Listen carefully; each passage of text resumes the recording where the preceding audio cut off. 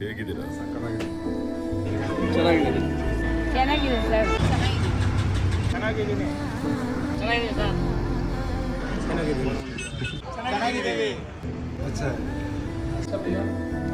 अच्छा भाई ಚೆನ್ನಾಗಿದೆ ಸರ್. ಜೀವನ ಅಂದರೆ ಕಷ್ಟ ಸುಖ ಎರಡೂ ಸೇರಿರುವ ಯಾತ್ರೆ.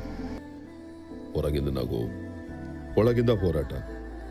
ಆದರೂ ಮುಂದೆ ಹೋಗ್ತೀವಿ. ಕಷ್ಟನೂ ಇದೆ, ಖುಷಿನೂ ಇದೆ.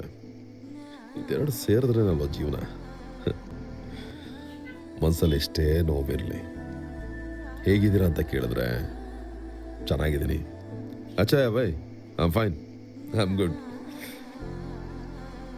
ಇಷ್ಟು ಸಾಕಲ್ವಾ?